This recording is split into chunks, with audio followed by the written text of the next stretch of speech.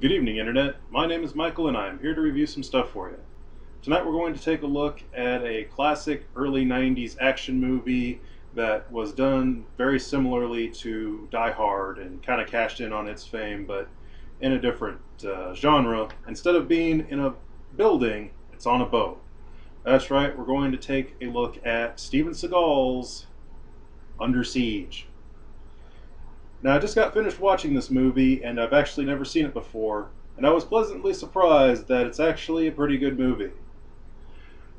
Now, the plot of this movie is basically kind of like Die Hard on a boat, but different. At least different enough that it's not an exact copy. Basically, the USS Missouri, the last American battleship, is being decommissioned, and it's on its way to its home port to be, salvaged and stuff, and we're introduced to Casey Ryback, who is Steven Seagal's character, and he's the ship's cook. And he's the personal cook of the captain, and they have a special connection that no one really knows about. And you kind of find out about it later. It turns out that that Steven Seagal's character used to be a Navy SEAL until something bad happened in Panama, and he couldn't get a security clearance, and the only job he could get anymore in the Navy was as a cook. And the captain likes him, so he became the captain's personal cook. Anyway, you're also introduced to Gary Busey, who is the XO of the ship, and he's one of the main villains. And being Gary Busey, he's crazy.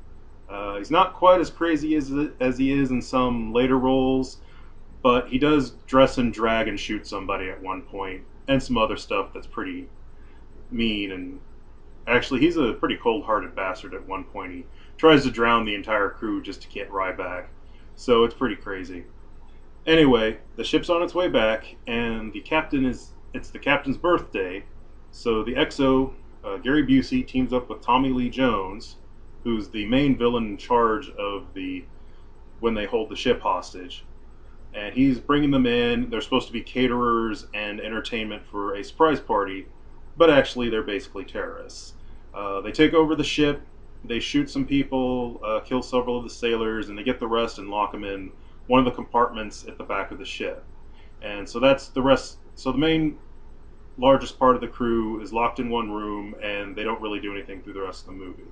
However, they didn't count on Steven Seagal's character, and they don't know he's a Navy SEAL yet. Steven Seagal gets out, and he starts, killing his way through the guys, and then he gets eventually introduced to the female lead, who's basically a stripper. She used to be like a Playboy model. She was supposed to jump out of the birthday cake for the captain, and she teams up with him. First, it's just kind of like he just takes her along because she doesn't want to be left alone. But eventually, they actually have some decent chemistry, and she actually does some good stuff during the movie. Anyway, it turns out that the villains they call like the pen like a war room, and they're like making all this. They're trying to act like they're crazy, but actually they're just trying to get about 8 Tomahawk missiles that have nukes on them, and they're trying to get them off on the submarine. And Steven Seagal's trying to stop them, and the whole time, basically the whole movie is just him trying to stop them. He does rescue a few of the sailors. They team up with him, and basically that's the whole movie. It's just him taking out all the bad guys, and then in the end, they stop everything. One of the things about this movie is that it actually does have some humor. Some of it's a little not very good, but as the movie gets further on, it actually has some good moments. Not too many like really good one-liners, but there are some really funny scenes, like when Steven Seagal first gets the stripper, he like locks her in a closet. She keeps banging, so he opens the door. He says she'll be safe in there, and then he closes it again. And then she starts banging on the door again, and it's just kind of crazy. So the comedy that's there is pretty good.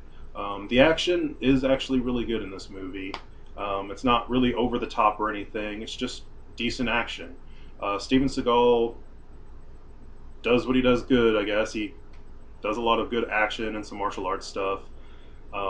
There's a couple of really good scenes in the movie where they fire the big guns at the ship at a submarine that's getting away.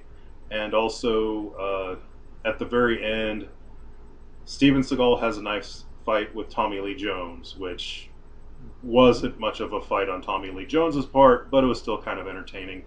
and a little gruesome because Steven Seagal like pokes out his eye, and it's kind of disturbing. But in general, this actually is a pretty good movie. All the characters are good.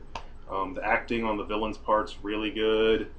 The only real downside of this movie is that Steven Seagal's in it, which is a good part because his action's good, but Steven Seagal can't act worth anything.